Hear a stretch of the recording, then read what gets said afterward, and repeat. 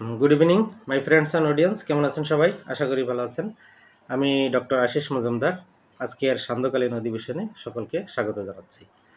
আপনারা জানেন আমার এই প্ল্যাটফর্মে দুটো বিষয়ে আমরা লেসন ডিসকাস করে থাকি। একটি হচ্ছে medical science, that means homeopathic medical science, এবং এখানে অনেক অ্যাডভান্স লেভেলে আমরা বিষয়গুলো আলোচনা করি হোমিওপ্যাথিক সায়েন্সকে আরও বিজ্ঞানসম্মত এবং অ্যাডভান্স লেভেলে এটাকে অ্যাপ্লাই করার জন্য।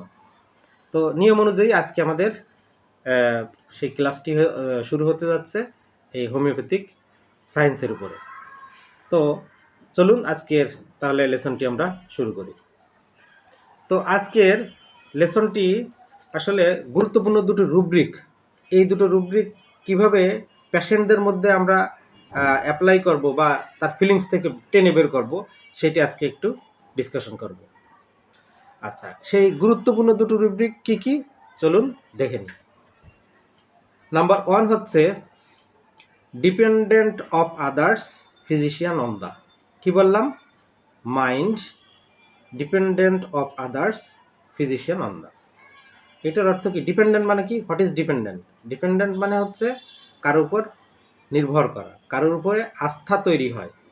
মানে দেখা যাচ্ছে আপনি এক ডাক্তারবাবুর কাছে কোনো সমস্যা হলেই যান বা আপনার ফ্যামিলির সদস্যদের নিয়ে যান, এবং সেখানে গেলে সুস্থ হয়ে যায় সবাই, আপনার ফ্যামিলি সুস্থ হয়ে যায় বা আপনি সুস্থ হয়ে যান।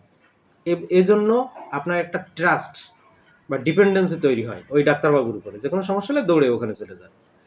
তাহলে আমরা যখন ক্লিনিকে গিয়ে ডাক্তারকে বলি যে ডাক্তারবাবু আমার তো এই সমস্যা আবার হলো, বা আমার ছেলের বা মেয়ের এই সমস্যাটা হলো, তো দেখুন একে কিভাবে কি সুস্থ করবেন, আপনি সেইভাবে দেখে দিন, ঠিক আছে? এর কারণ কি? আপনার একটা কনফিডেন্স আছে বা ট্রাস্ট আছে, ডিপেন্ডেন্সি তৈরি হয়েছে আগেই যে এনার কাছে আসলে সুস্থ হয়ে যাবে, ওই জন্য আপনি এসেই ওনার উপর দায়িত্ব দিয়ে দিন। এবার ডাক্তারবাবু যদি বলেন যে এই সামান্য একটু সর্দি হয়েছে দেখতেছি, এটার জন্য ওষুধ খাওয়া লাগেনি, আপনি 2 দিন অপেক্ষা করুন, ঠিক আছে, এমনি ঠিক হয়ে যাবে, এর জন্য ওষুধ খাওয়া লাগবে না। এবার আপনি বলবেন আচ্ছা ডাক্তারবাবু আপনি বলছেন তো, তা ঠিক আছে, তাহলে 2 দিন খেলাম না, 2 দিন পরে না হয় আপনি যখন আসতে বলছেন তখন আসবো। এইটি হচ্ছে dependent.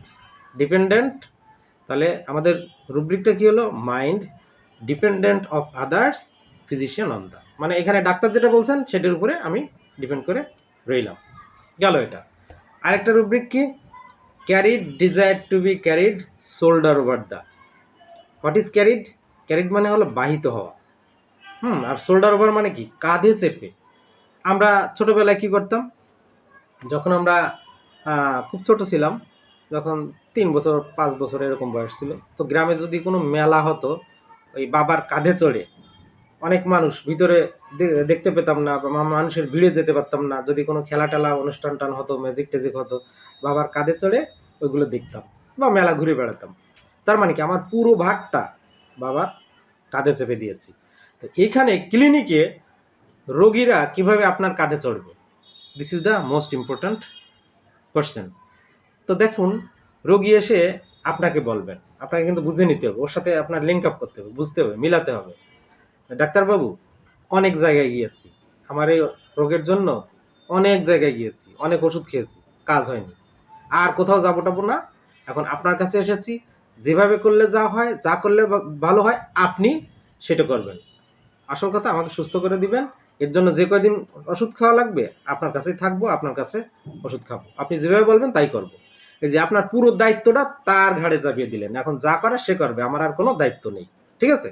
This is carried desire to be carried shoulder over the. তাহলে কোন কোন ক্ষেত্রে কোন কোন রুব্রিকটা আমরা ধরবো, আশা করি এবার বুঝে গেছেন। তো এই ছিল আজকে আমাদের লেসন। ক্লিনিকে যদি এরকম কোনো ভার্সন পান বা ফিলিংস পান, অবশ্যই এই দুটো রুব্রিক বুঝে শুনে আপনারা ধরবেন, তাহলে সঠিক মেডিসিনটা আপনি ওই রোগীকে দিতে পারবেন। আর সঠিক মেডিসিনটা দিলে রোগীর যে রোগী হোক না কেন, যে রোগী হোক না কেন, ইভেন ক্যান্সার, সুস্থ হয়ে যাবে। তো দিস ওয়াজ দ্য লেসন। লেসনটি কেমন লাগলো? আশা করি ভালো লেগেছে। আগামী ক্লাসের আমন্ত্রণ জানিয়ে আজকের মতো শেষ করছি। ফলো দিয়ে পাশে থাকবেন, সাথে থাকবেন। শুভ সন্ধ্যা।